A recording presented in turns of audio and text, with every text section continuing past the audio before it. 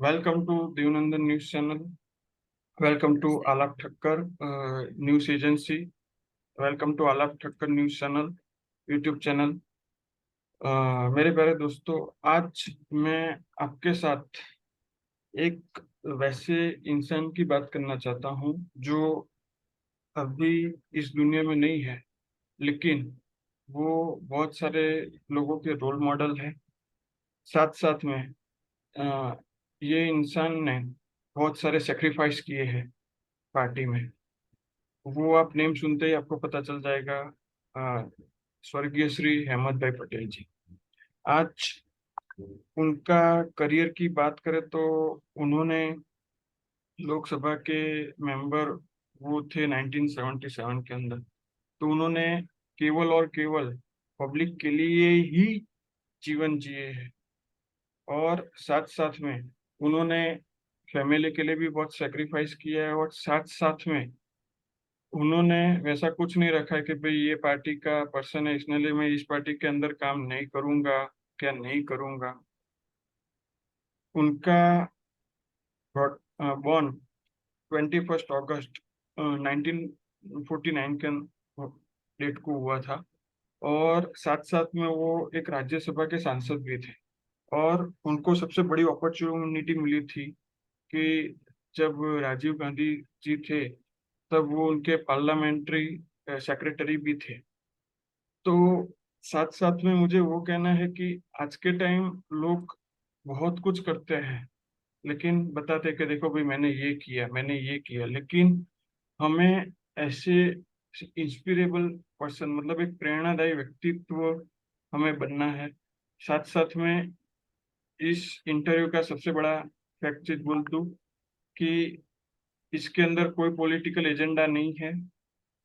ये एक सब लोगों को प्रेरणा मिले, आने वाले दिनों में जो भी लोग पॉलिटिक्स में जाना चाहते हैं उनके लिए भी, या जनरल भी, कि भाई एक ऐसा सोशल वर्कर कैसे काम किया जाता है, क्या है, फैमिली को साथ में रख के कैसे चला जाता है, इसके रिलेटेड ये इंटरव्यू है। तो इसे जो जो दर्शक लोग देख रहे हैं, इसे कृपया पॉलिटिकल एजेंडा ना बनाए। ये केवल और केवल एक इंस्पिरेशन का ही है मैसेज। सो आगे अब मैं शुरुआत करना चाहता हूँ। आज हमारे साथ उनकी डॉटर मुमताज पटेल जी हमारे स्टूडियो में हाजिर है। तो मोस्ट वेलकम मैम, आपका हार्दिक स्वागत है। नमस्ते। शुक्रिया। धन्यवाद। सो आज मैं पहला उनके साथ शुरुआत करना चाहता हूँ। मेरा पहला क्वेश्चन है मैम कि जी। आपके पिता जब प्रथम बार 19 जब वो फर्स्ट टाइम लोकसभा के सांसद बने थे, तब आपके लिए अंदर क्या इंस्पिरेशन मिला था आपको, मतलब वो कैसे हैंडल कर पाते थे दोनों चीज, एक वहां पे दिल्ली में भी जाने का और घर में भी हैंडल करने का, तो वो कैसे हैंडल कर पाते थे? बहुत मैं पैदा हुई थी उस साल जब वो पहली बार मेंबर ऑफ पार्लियामेंट सांसद बने।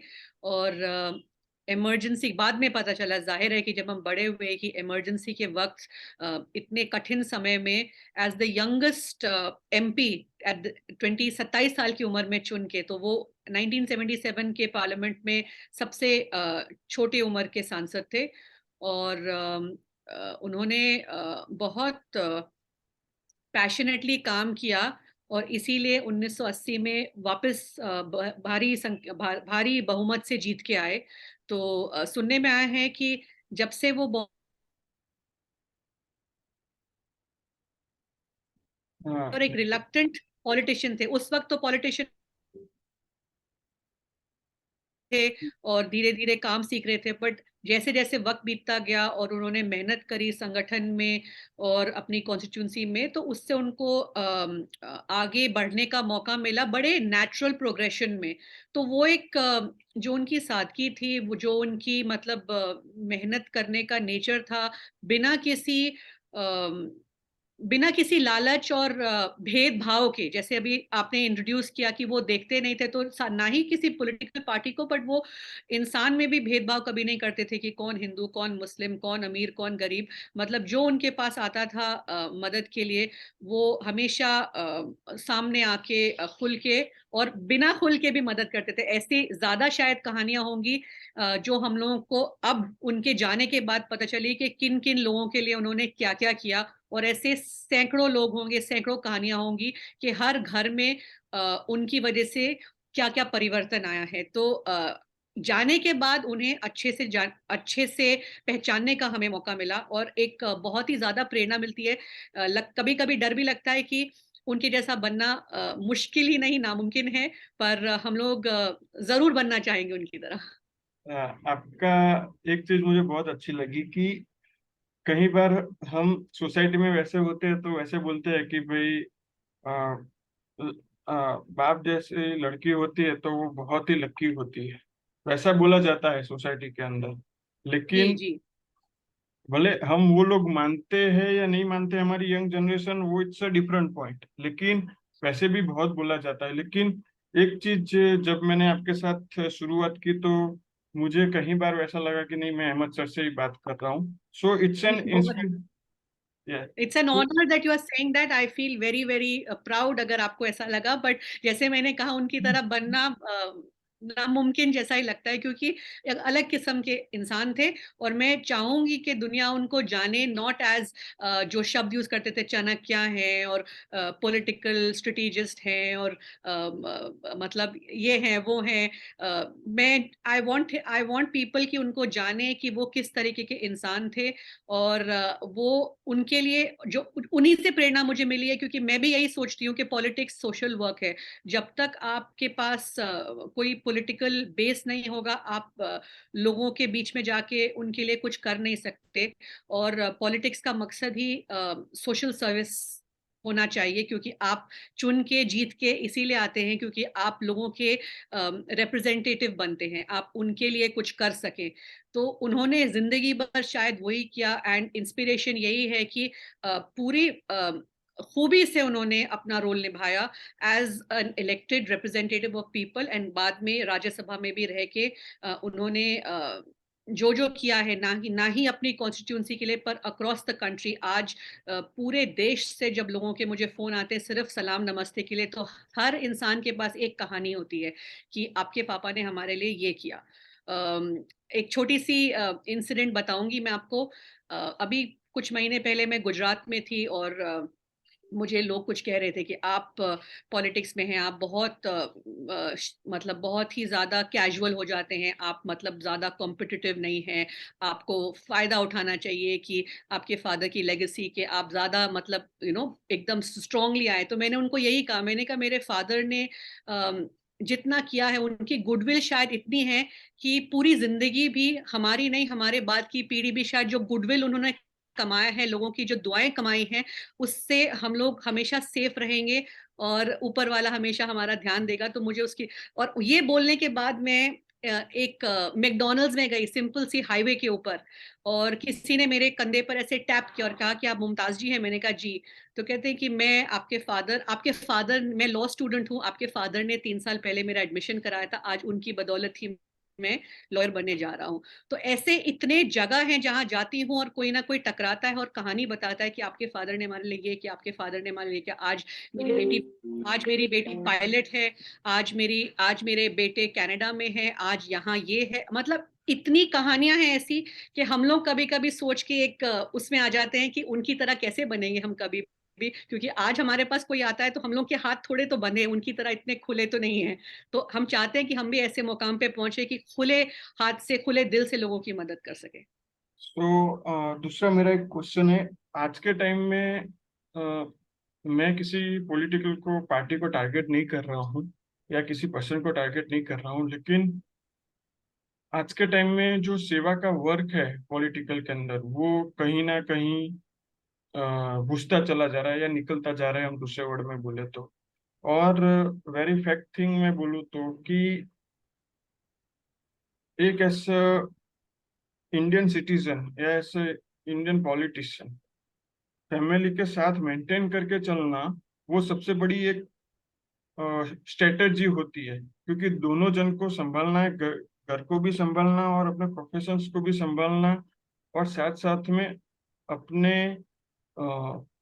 रिलीजन को भी संभालना, वो सबसे बड़ी चीज है। क्योंकि इंडियन कल्चर, इंडियन सोसाइटी ऐसी है कि कहीं ना कहीं किसी को किसी तरह से ताने मारती रहती है कि भाई आपने ये चीज नहीं किया, आपने ये चीज नहीं किया, लेकिन वो जो इंसान करता है वैसा कोई नहीं कर पाता, चाहे मैं हूँ, आप हूँ, या एक्स वाई जेड कोई भी पर्सन हो।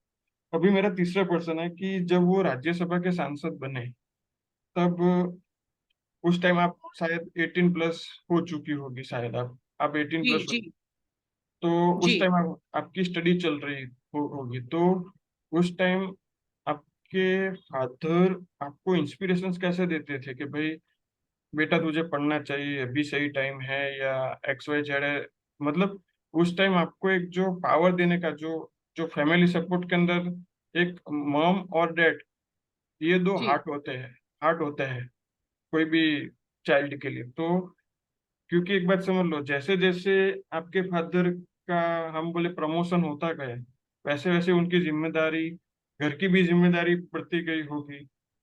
सो उस टाइम आपको कैसे हैंडल करते थे, प्लस मतलब फैमिली को कैसे हैंडल करते थे, और दिल्ली में जाके वो दोनों चीज कैसे हैंडल करते थे, वो मुझे बताइए। नहीं, वक्त बहुत कम मिलता था उनको, लेकिन शायद ये अच्छा था कि ऑफिस उनका घर में ही होता था, तो काफी रहते थे आते जाते, उनको हम घर में देखते थे। हमेशा उन्होंने एनकरेज किया है, जो भी करना चाहे कभी मना नहीं किया उन्होंने। तो उन्होंने ऑब्वियसली हमको आगे पढ़ने दिया पोस्ट ग्रेजुएशन तक। उसके बाद जो कहा वैसे वक्त नहीं दे पाते थे। जैसे नॉर्मल पेरेंट हैं कि पेरेंट टीचर मीटिंग में आ रहे हैं, कभी कभी जब छोटे थे तो भूल भी जाते थे कि हम कौन सी क्लास में पढ़ते हैं तो बिजी होते थे जरूर। लेकिन हमेशा उन्होंने एनकरेज किया कि आप पढ़े लिखे, जो करना चाहे करें, कभी रोका नहीं उन्होंने। चाहे नौकरी करनी थी, चाहे आगे पढ़ना था, तो वो उनका तरीका था। शायद वक्त मुश्किल से दे पाते थे, तो जितना हमको मिलता था हम उनके साथ गुजार लेते थे। चाहे कभी कभी 2 घंटे बैठ के न्यूज देखें, वो ना कुछ बात करें, हम भी ना कुछ बात। लेकिन जो हमें गुजराती में बोलते हैं सेंटेंस कि भाई साथ में बाजू में कोई बैठू હોય तो હૂફ મળે।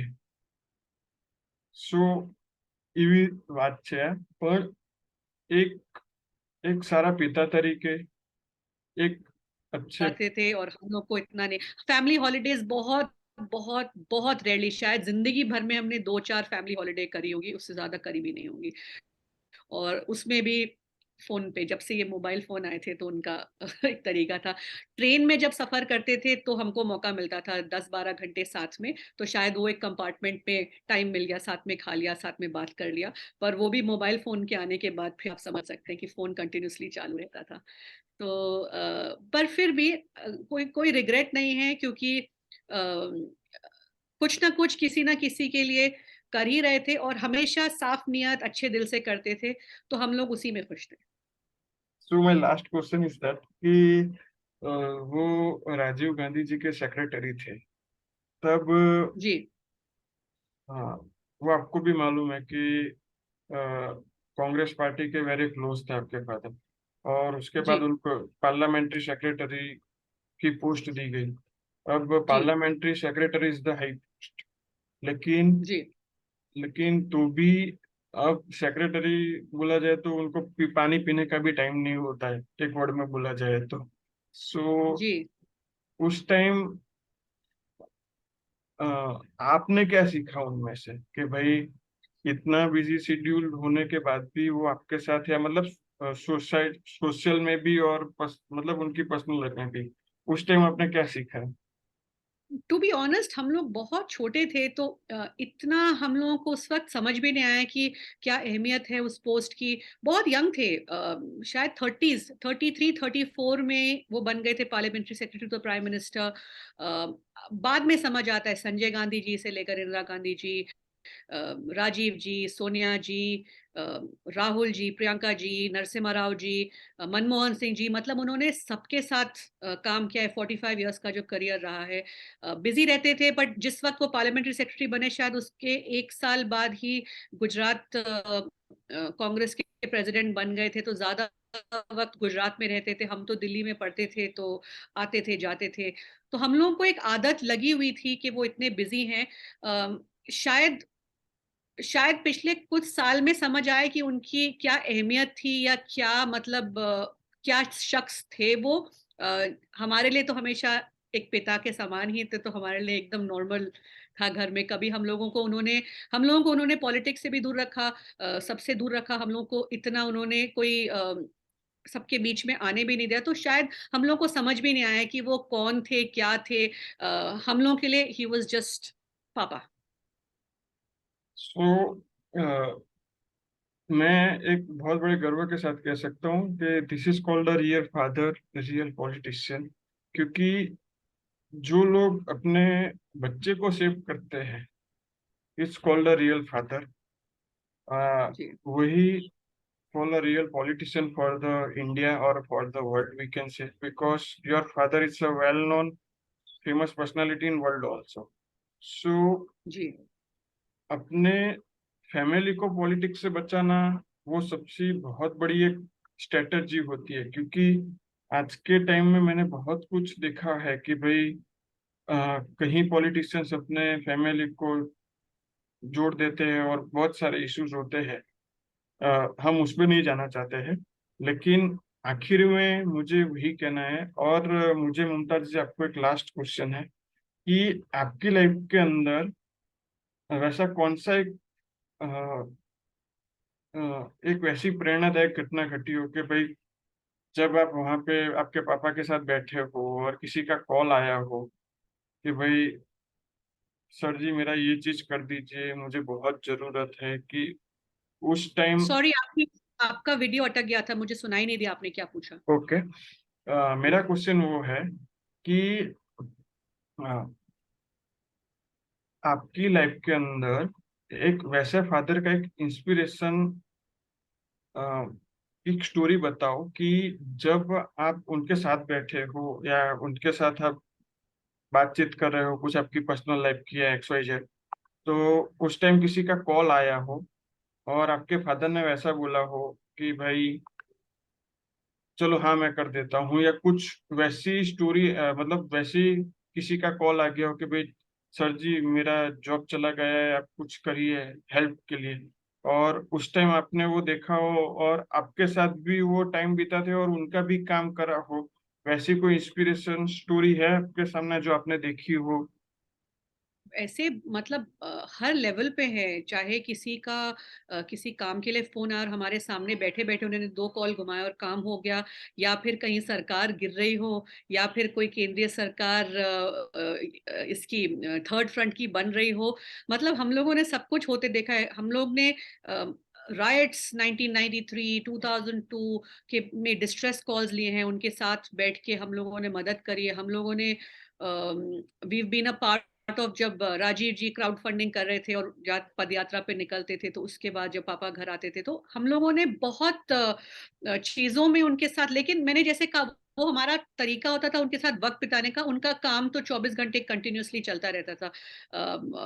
मतलब मैंने कभी उन्हें बहुत कम उनको मैंने आराम करते देखा है, या बहुत कम मैंने देखा है किसी भी वक्त कुछ भी होता है तो एकदम मतलब एक एक था। हम लोग इंस्पिरेशन इससे मिलता है कि एक फोन घुमाते थे और वो काम कहीं ना कहीं से हो जाता था, तो हम लोग उसी से इंस्पायर होते हैं कि एक दिन उस मुकाम पे पहुंचना है कि कोई भी, चाहे छोटा बड़ा कोई भी हो, हम लोग को कुछ बोले और हमने एक फोन घुमाया और काम हो गया। तो दैट इज एन इंस्पिरेशन कि हम भी उस तरीके से लोगों की जिंदगी को छूना चाहते हैं कि किसी किसी को किसी भी चीज की जरूरत पड़े और हम एक उनका माध्यम बने वो चीज पहुंचाने की उनको, सो जैसे कि वो थे। ओके, सो दोस्तों आज हमारे साथ मुमताज पटेल जी थी। और अहमद पटेल जी ने जो देश के लिए किया है, जो देश की प्रजा के लिए किया है, मतलब जो सिटीजन के लिए किया है, वो ना भूतो ना भविष्यति है। पॉलिटिकल के अंदर भी, पॉलिटिकल लोगों के साथ भी उन्होंने काम ऐसा किया है कि आज कोई उसे भूलना नहीं चाहता है। और मैं आखिर में एक चीज वही कहना चाहता हूँ कि जो लोग ये वीडियो देखने वाले हैं या देखेंगे या शेयर करेंगे, उन लोग से एक नम्र विनती है कि हम एक अहमद पटेल सर जैसा, हम एक, हमारे अंदर एक इंस्पिरेशन बने, हमारे अंदर की आत्मा जगे। क्योंकि हाँ, जो मेरे वर्ड में बोला जाए तो जो भगवान ने भेजा है वो डिफरेंट फ्रॉम द वर्ल्ड ही है। Every person is a unique, but उसको उसकी आत्मा, अंतरात्मा की खोज करके उससे जानना है कि भाई मैं कौन हूँ और मैं क्या कर सकता हूँ। जैसे आज हमारे साथ मुमताज पटेल जी हैं, उनका भी शेड्यूल टाइट रहता है, वो भी कुछ ना कुछ काम करते रहते हैं, वैसी चीज नहीं है, लेकिन वो भी एक लोगों के लिए इंस्पिरेशन है कहीं ना कहीं। भले हम यहाँ से दूर बैठे, लेकिन कहीं ना कहीं लोग उन्हें भी एक इंस्पिरेशन मानते हैं। सो दोस्तों, आखिर में मुझे वही कहना है कि हम भी एक किसी के लिए इंस्पिरेशन बने।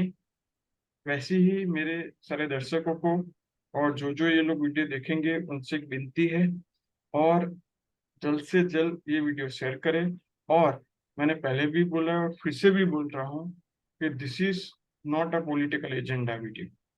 ये केवल और केवल एक इंस्पिरेशन वाला वीडियो है, जो फ्यूचर के पॉलिटिशियंस या हमारे सोशल लाइफ के अंदर भी हमें कैसे फैमिली के साथ टाइम निकाले, उनके लिए ये मैसेज का वीडियो है।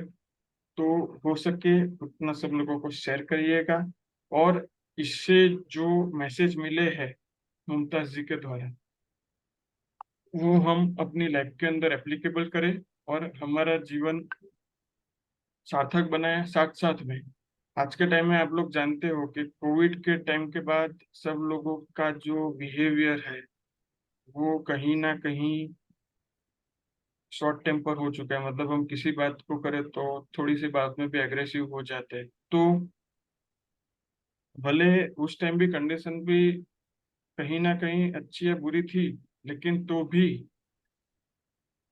अहमद पटेल सर ने कभी भी किसी पे गुस्सा नहीं हुए हैं। अपने साइलेंट मोड से वो अच्छे काम किए हैं। तो हमें भी आज के टाइम में कोई हम लोगों के साथ जुड़े रखना चाहता है तो हमें उसके साथ जुड़े रहना चाहिए। फिर चाहे आपका दोस्त हो या XYZ फैमिली मेंबर्स कोई भी हो, तो उसके साथ हमें जुड़े रहना चाहिए, उसके साथ एक मिलके हमें काम करना चाहिए। So thank you very much. और ऐसे ही हम अलग अलग लोगों के साथ हम इंटरव्यू करते रहेंगे और ऐसे इंस्पिरेशंस लेते रहेंगे। Thank you very much.